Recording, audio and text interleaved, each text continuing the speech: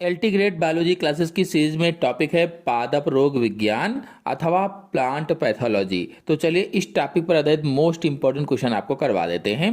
पहला क्वेश्चन है, चावल के ब्लास्ट रोग का कारक है। चावल पे जो ब्लास्ट रोग लग जाता है उसका कारक कौन सा होता है, ये बताना है। वीडियो को सभी लोग जल्दी से लाइक कर दीजिए और अपने सभी दोस्तों पे शेयर कर दीजिए। आपको बता दें, जो चावल का ब्लास्ट रोग है, इस ब्लास्ट रोग को धान का झुलसा रोग भी कहा जाता है। धान का झुलसा रोग, और यह एक कवक जनित रोग है, एक फंगल डिसीज होती है। फंगल, इसमें होता क्या है कि पत्तियों पर नाव के आकार के धब्बे बन जाते हैं। जो पत्तियां होती हैं उन पर नाव के आकार के धब्बे बन जाते हैं। तो अब आप सोचिए कि इसका क्या आंसर सही होगा। देखिए, प्रश्न में कहा गया है कि चावल के ब्लास्ट रोग का कारक क्या है। तो चावल के ब्लास्ट रोग का मुख्य कारक मैग्नापोर्थे ओराइजे होता है। मैग्नापोर्थे ओराइजे। और आपको बता दें, इसमें से कौन सा ऑप्शन सही होगा। तो इसमें से ऑप्शन सही होगा पायरिक्यूलेरिया, क्योंकि चावल के ब्लास्ट रोग का कारक पायरिक्यूलेरिया ओराइजी है, जिसे मैग्नापोर्थे ओराइजे भी कहा जाता है। इसे ही मैग्नापोर्थे ओराइजे भी कहते हैं। और आपको बता दें, यह दुनिया भर में धान की फसल को नुकसान पहुंचाने वाले सबसे गंभीर बीमारियों में से एक होती है। नेक्स्ट क्वेश्चन है, बलोच है। देखिए, ये जो बलोच है, परिगलित घाव, स्थानीय घाव, धब्बे, इनमें से कोई नहीं। बलोच क्या होता है? इस क्वेश्चन का आंसर आप लोग कमेंट बॉक्स में बताइएगा कि बलोच क्या है। नेक्स्ट क्वेश्चन पर आते हैं। नेक्स्ट क्वेश्चन है, डैम्पिंग ऑफ है। जीवाणु जनित रोग, विषाणु जनित रोग, कवक जनित रोग। यानी जो डैम्पिंग ऑफ है, बैक्टीरियल डिसीज है कि वायरल डिसीज है कि फंगल डिसीज है, कैसी डिसीज होती है? Damping off. अभी तक वीडियो को लाइक ना किया हो तो सभी लोग भाई जल्दी से लाइक कर दीजिए और अपने दोस्तों में शेयर कर दीजिए। फिलहाल इसमें आंसर सही होगा सी, कवक जनित रोग होता है। डैम्पिंग ऑफ कवक जनित रोग है, और यह मुख्य रूप से नर्सरी जो होती है, जहां पर छोटे पौधे उगाए जाते हैं, नर्सरी में छोटे पौधों को प्रभावित करता है। और ये फाइथियम जैसे कवकों से होता है, जिससे मिट्टी के पास के जो तना होता है वो गल जाता है और पौधा गिर जाता है। तो इसे ही डैम्पिंग ऑफ रोग कहा जाता है। नेक्स्ट क्वेश्चन है, आम के डाई बैक का रोग कारक है। आम के डाई बैक का रोग का कारक क्या है? तो देखिए, जो आम का डाई बैक रोग है, इस रोग में पेड़ की जो टहनियां होती हैं, जो शाखाएं होती हैं, टहनियां होती हैं, ऊपर से नीचे की ओर सूखने लगती हैं। ऊपर से नीचे की ओर सूखने लगती हैं। तो इसका आंसर सही होगा बी, लेसियो डिप्लोडिया। लेसियो डिप्लोडिया। नेक्स्ट क्वेश्चन है, कौन डैम्पिंग ऑफ नहीं उत्पन्न करता है? इनमें से कौन सा ऐसा है जो डैम्पिंग ऑफ नहीं उत्पन्न करता है? सोचिए और बताइए कौन सा ऑप्शन सही हो सकता है।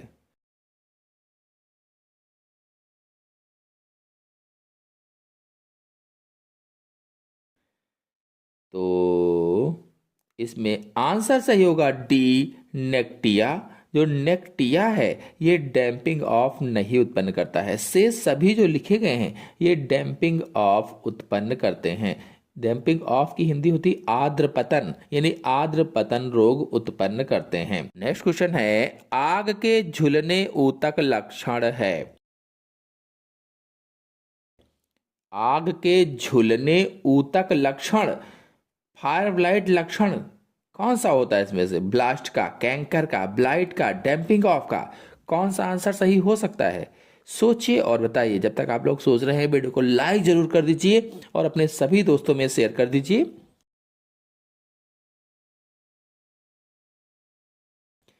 फिलहाल इसका आंसर सही होगा सी, ब्लाइट का। आपको बता दें, फायर ब्लाइट एक जीवाणु रोग है, जीवाणु जनित डिसीज होती है, जिसमें जो प्रभावित भाग होता है वो ऐसा दिखाई देता है जैसे कि वह आग से झुलस गया हो, और यह ब्लाइट या झुलसा श्रेणी का लक्षण होता है, झुलसने वाला रोग होता है। नेक्स्ट क्वेश्चन है, बोर्डेक्स मिश्रण के खोजकर्ता थे। बोर्डेक्स मिश्रण के खोजकर्ता कौन थे? वीडियो को लाइक ना किया हो तो लाइक कर दीजिए और अपने सभी दोस्तों में शेयर कर दीजिए। बताना है बोर्डेक्स मिश्रण के खोजकर्ता कौन थे, सोचिए और बताइए।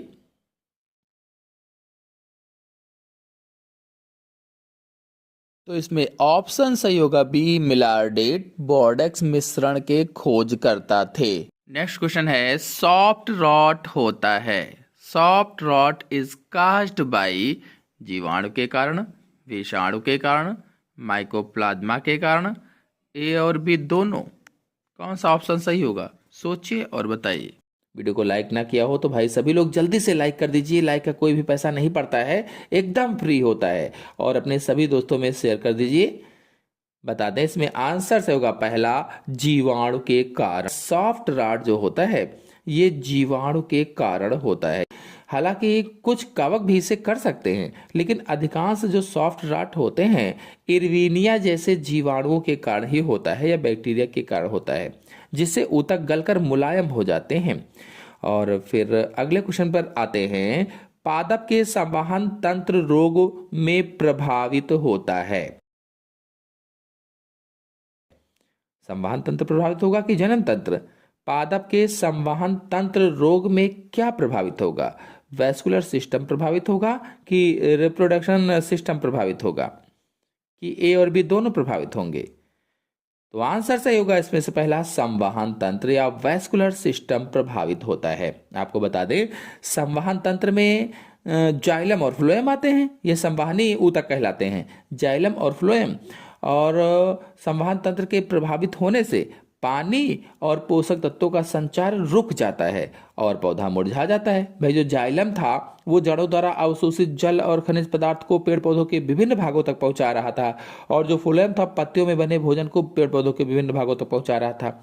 अब संवहन तंत्र यानी ये दोनों ऊतक क्या हुए, प्रभावित हो गए, तो पानी और पोषक तत्वों का संचार रुक जाएगा, जिससे पौधा मुरझा जाएगा। नेक्स्ट क्वेश्चन पर आते हैं, टीएमवी है।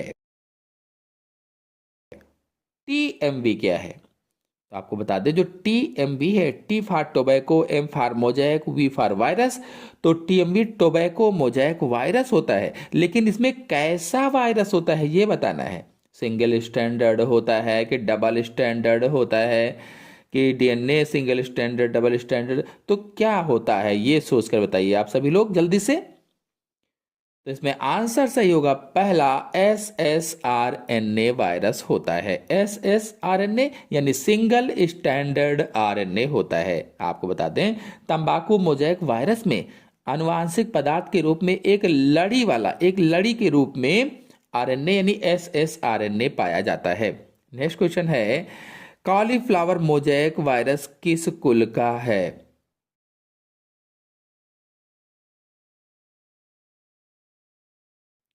कॉलीफ्लावर मोजैक वायरस किस कुल का होता है? सोचिए और बताइए कि कौन सा ऑप्शन सही होगा।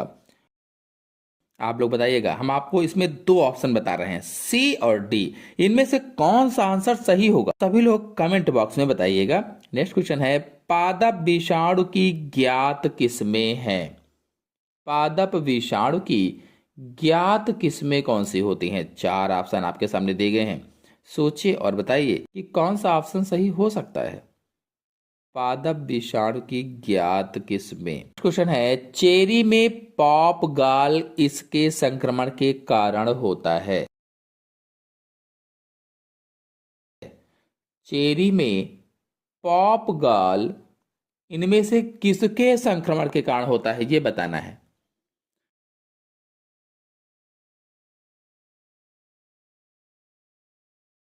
तो आंसर सही होगा इसमें से पहला, डिबोटाई मोरबोसम के संक्रमण के कारण होता है। डिबोटाई मोरबोसम के संक्रमण के कारण। और इसे ब्लैक नॉट रोग भी कहा जाता है। ब्लैक नॉट रोग यह एक कवक जनित रोग होता है, फंगल डिसीज होती है, जो चेरी और आलू बुखारे के पेड़ों की शाखाओं पर काले रंग की गांठें बना देती है। काले रंग की गांठें। नेक्स्ट क्वेश्चन है, बंगाल का चावल का फेमाइन किससे हुआ?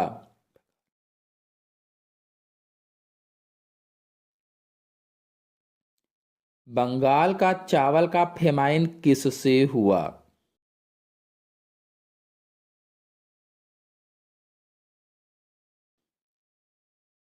चार ऑप्शन आपके सामने दिए गए हैं, कौन सा ऑप्शन सही हो सकता है?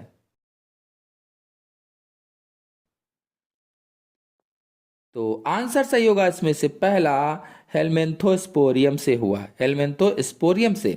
और इसे धान का भूरा धब्बा रोग भी कहा जाता है। जो बंगाल का चावल फेमाइन हुआ है, इसको क्या कहा जाता है? धान का भूरा धब्बा रोग भी कहा जाता है, ब्राउन स्पॉट ऑफ राइस भी कहा जाता है। सन 1943 में बंगाल में आए भीषण अकाल का मुख्य कारण यही कवक था। जो 1943 में बंगाल में भीषण अकाल आया था, उसका यही मुख्य कारण था, यही कवक, जिससे चावल की फसल पूरी तरह से बर्बाद हो गई थी, खत्म हो गई थी। नेक्स्ट क्वेश्चन है, कोको में विच ब्रूम का कारण है?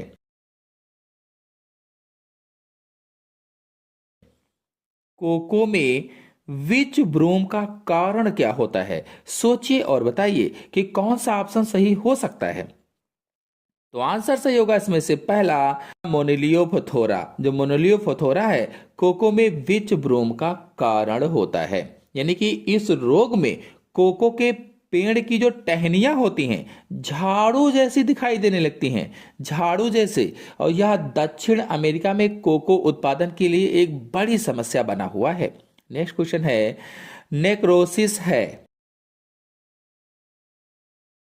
नेक्रोसिस क्या है? सोचिए और बताइए किसमें से कौन सा ऑप्शन सही हो सकता है। वीडियो को लाइक ना किया हो तो सभी लोग लाइक भी कर दीजिए और अपने सभी दोस्तों में शेयर भी कर दीजिए।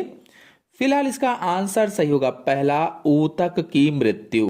जो नेक्रोसिस है, ये ऊतक की मृत्यु होती है। बता दें कि पादप शरीर क्रिया विज्ञान में या प्लांट पैथोलॉजी में जब किसी संक्रमण, पोषक तत्वों की कमी या चोट के कारण पौधों की कोशिकाएं या फिर ऊतक यानी टिश्यू मर जाते हैं, तो उसे नेक्रोसिस कहा जाता है, नेक्रोसिस।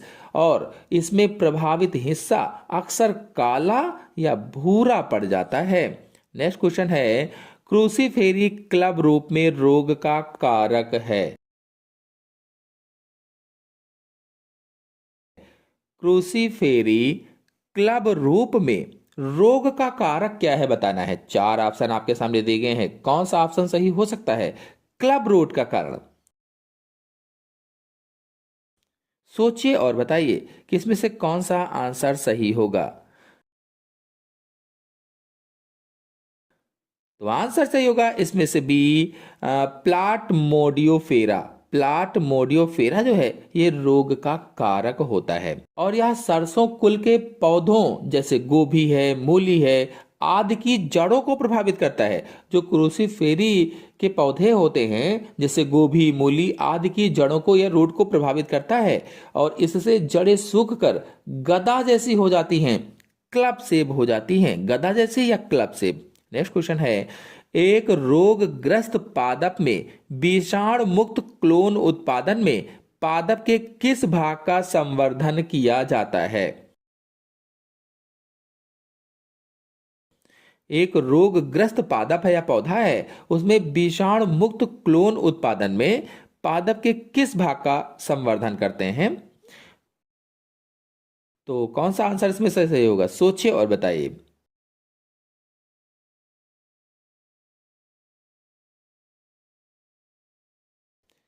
आंसर सही होगा इसमें से पहला, प्रोहोसिस या फिर सूट एपेक्स। बता दें कि मेरिस्टेम कल्चर तकनीक का उपयोग किया जाता है क्योंकि टहनियों के सबसे ऊपरी सिरे में संवहनी ऊतक नहीं होते हैं, वैस्कुलर टिश्यू नहीं होते हैं, जिससे वहां वायरस नहीं पहुंच पाता है। नेक्स्ट क्वेश्चन है, आलू का पछेती रोग सर्वप्रथम किस वर्ष में और कहां देखा गया था? सोचिए और बताइए कि कौन सा ऑप्शन सही हो सकता है इसमें से।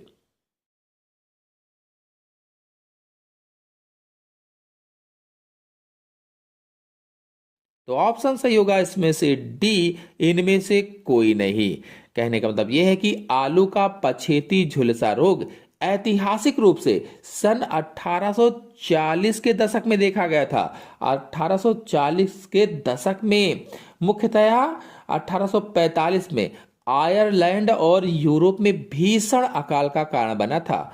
और इन दिए गए विकल्पों में से कोई भी सटीक उत्तर नहीं हमें लग रहा है। आपको क्या लग रहा है? आप लोग कमेंट बॉक्स में जरूर बताएंगे कि इसमें कौन सा आंसर आपको सही लग रहा है।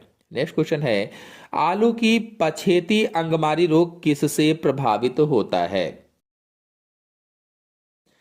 आलू की पछेती अंगमारी यानी लेट ब्लाइट रोग किससे प्रभावित होता है?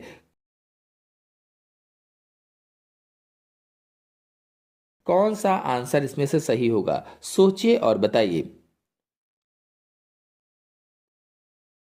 तो आंसर सही होगा इसमें से भी फाइटोफथोरा इन्फेस्टेंस। जो फाइटोफथोरा इन्फेस्टेंस है, यह आलू का सबसे विनाशकारी रोग होता है, सबसे विनाशकारी रोग। और यह ठंडे और नम वातावरण में बहुत तेजी से फैलता है। ठंडी है, नम वातावरण है, तो बहुत तेजी के साथ फैलता है।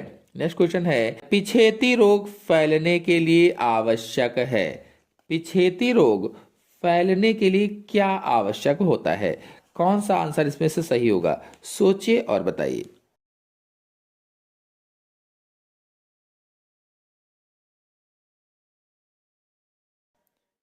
तो आंसर सही होगा इसमें से डी, ये सभी। यानी कि फाइटोप्थोरा कवक के फैलने के लिए उच्च आर्द्रता यानी नमी, बादल वाला मौसम और बारिश यानी सिंचाई का पानी अत्यंत अनुकूल स्थितियां प्रदान करता है। नेक्स्ट क्वेश्चन है, फाइटोप्थोरा इन्फेस्टेंस किस समूह का पादप है? किस समूह का पादप होगा? चार यहां पर ऑप्शन दिए गए हैं, कौन सा ऑप्शन सही हो सकता है? सोचिए और बताइए।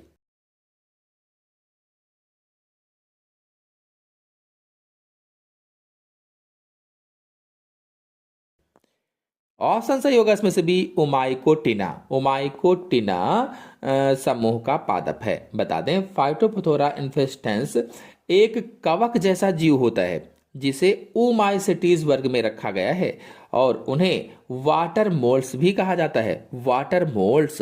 नेक्स्ट क्वेश्चन है, आलू की पिछेती रोग के लक्षण सर्वप्रथम दिखते हैं? आलू में जो पिछेती रोग लग जाता है, लेट ब्लाइट रोग लग जाता है, वो लक्षण उसके किस भाग में सबसे पहले दिखाई देता है?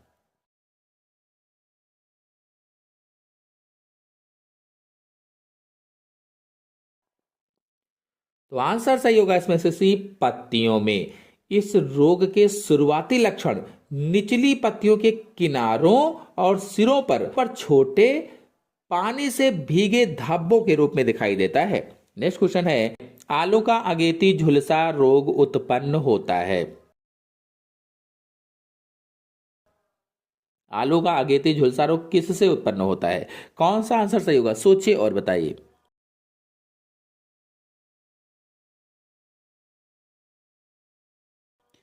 आंसर सही होगा इसमें से सी, ड्यूटेरियोमाइसिटी।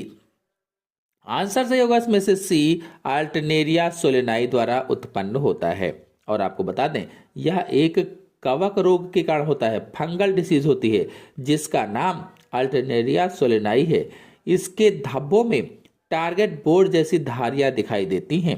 नेक्स्ट क्वेश्चन है, अल्टरनेरिया किस समूह का कवक है?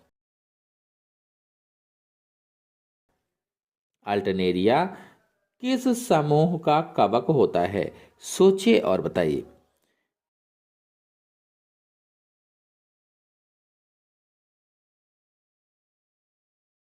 आंसर सही होगा सी, ड्यूटेरियोमाइसिटीज समूह का कवक होता है। अल्टरनेरिया जो है ड्यूटेरियोमाइसिटीज समूह में रखा जाता है।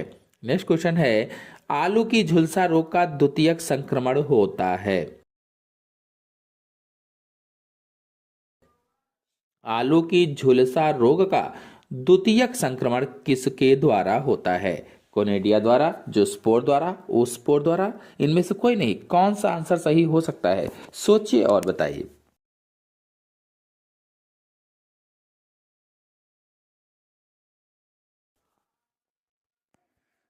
आंसर सही होगा इसमें से पहला कोनेडिया द्वारा होता है, कोनेडिया द्वारा। और आपको बता दें कि जो अगेती झुलसा में द्वितीयक संक्रमण होता है वो हवा या पानी की बूंदों द्वारा फैलने वाले कोनेडिया के माध्यम से होता है, कोनेडिया के माध्यम से। नेक्स्ट क्वेश्चन है, निम्न में से क्रूसीफर पादप है, क्रूसीफर पादप कौन सा है?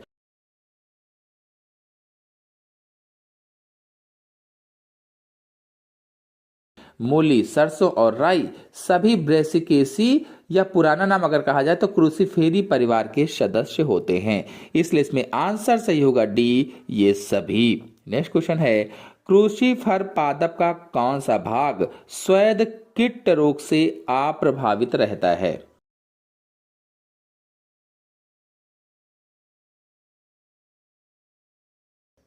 तो आंसर सही होगा इसमें से डी, जड़ वाला भाग या रूट वाला भाग। स्वेद किट या एल्बिगो कैंडिडा मुख्य रूप से पत्तियों, तनों और पुष्पक्रम को प्रभावित करता है। जड़ें आमतौर पर इससे सुरक्षित रहती हैं, सुरक्षित। नेक्स्ट क्वेश्चन है, श्वेत किट रोग होता है, देखिए उसी क्वेश्चन को घुमाकर पूछ लिया, श्वेत किट रोग किससे होता है?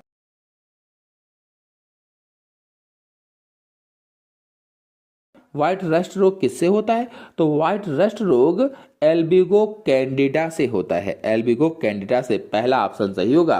और यह रोग ओमाइसीट्स कवक के द्वारा होता है, जिससे पत्तियों की जो निचली सतह होती है, निचली सतह पर सफेद रंग के फफोले जैसे धब्बे बन जाते हैं। नेक्स्ट क्वेश्चन है, निम्न में से कौन सा रोग अल्टरनेरिया सोलेनाई द्वारा जनित है? कौन सा रोग अल्टरनेरिया सोलेनाई के द्वारा जनित होता है? सोचिए और बताइए।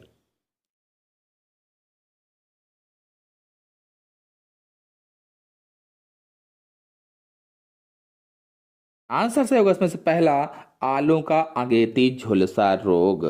नेक्स्ट क्वेश्चन है, आलू के अगेती रोग में द्वितीयक संक्रमण होता है,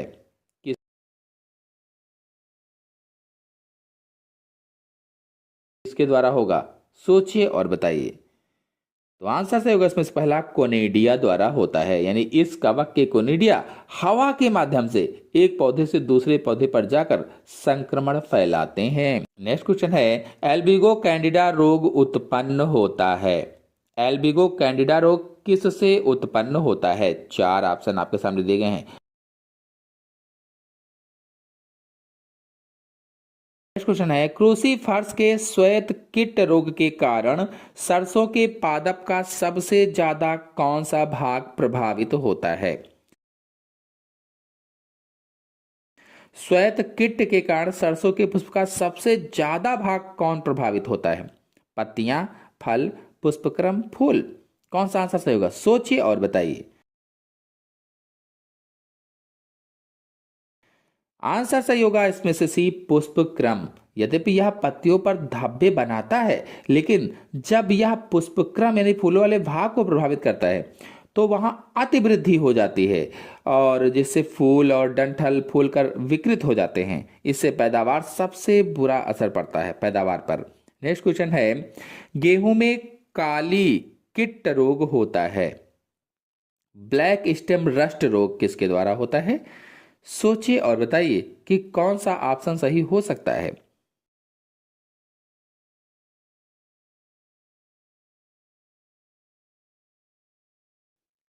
तो ऑप्शन सही होगा सी, पक्सिनिया ग्रेमिनिस के द्वारा होता है। यह एक कवक है जो गेहूं के तने पर काले या भूरे रंग के धब्बे उत्पन्न करता है, जिससे उसे काला कीट रोग कहा जाता है।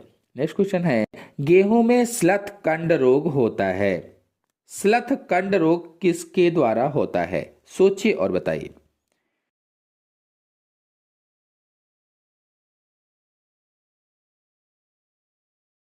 आंसर से होगा इसमें से सी, आस्ट्रिलेगो न्यूडा ट्रिटिसाई से होता है, आस्ट्रिलेगो न्यूडा ट्रिटिसाई से। और आपको बता दें, यह एक आंतरिक बीज जनित रोग है, आंतरिक बीज जनित रोग। इसमें गेहूं की बालियों के दानों की जगह काले रंग का पाउडर भर जाता है, और वो पाउडर क्या होता है? बीजाणु होते हैं, बीजाणु। नेक्स्ट क्वेश्चन है, टिलिमोटो बीजाणु किस कवक के अलैंगिक प्रजनन बीजाणु हैं? कौन सा आंसर सही होगा? टेलीमोटो बीजाणु किस कवक के अलैंगिक प्रजनन बीजाणु हैं? आंसर सही होगा इसमें से बी, पक्सिनिया ग्रेमिनिस के। पक्सिनिया के जीवन चक्र में 5 प्रकार के बीजाणु बनते हैं, जिनमें टीलोस्पोर यानी टीलियोस्पोर प्रतिकूल परिस्थितियों को झेलने वाले मोटे भित्ति वाले बीजाणु होते हैं। नेक्स्ट क्वेश्चन है, गेहूं के कीट रोग का अल्टरनेट पोषी पादप है?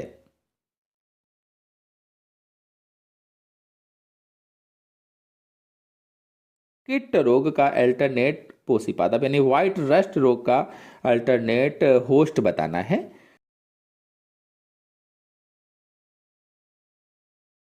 तो आंसर सही होगा इसमें से बी, बारबेरी। पक्सिनिया अपना जीवन चक्र 2 पौधों पर पूरा करता है, मुख्य पोषी गेहूं और विकल्पी पोषी बारबेरी होता है।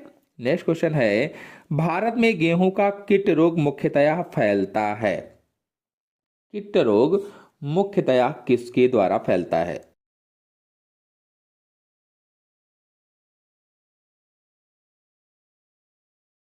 आंसर सही होगा इसमें से पहला, यूरिडोस्पोर द्वारा फैलता है। भारत में मैदानी इलाकों में यह रोग मुख्य रूप से हवा द्वारा उड़कर आए यूरिडोस्पोर्स के कारण फैलता है, जो बार बार गेहूं की फसल को संक्रमित करते हैं। नेक्स्ट क्वेश्चन है, जैंथोमोनास सिट्राई जनित पादप रोग है? जैंथोमोनास सिट्राई जनित पादप रोग का नाम बताना है।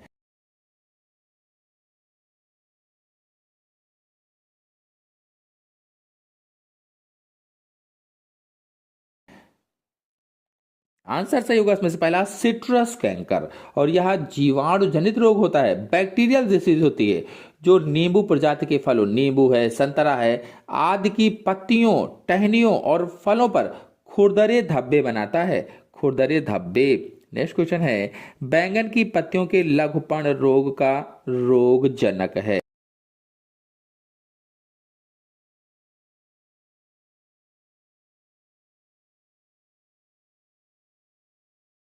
जो बैंगन की पत्तियां होती हैं उसके लघुपर्ण रोग यानी लिटिल लीफ ऑफ ब्रिंजल रोग का जनक बताना है, कौन सा होगा? सोचिए और बताइए कि कौन सा ऑप्शन सही हो सकता है।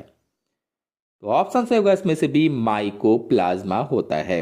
आपको बता दें कि इस रोग में बैंगन की पत्तियां बहुत छोटी रह जाती हैं और पौधा झाड़ी नुमा हो जाता है। इसे फैलाने का काम लीफ हॉपर नामक कीट करता है, लीफ हॉपर नामक कीट। तो आशा है आपको सभी क्वेश्चन अच्छी तरीके से समझ में आ गए होंगे। आ गए हो तो वीडियो को लाइक कीजिए, अपने सभी दोस्तों में शेयर कीजिए। चैनल पर पहली बार आए हैं तो चैनल को सब्सक्राइब भी कर लीजिए। धन्यवाद।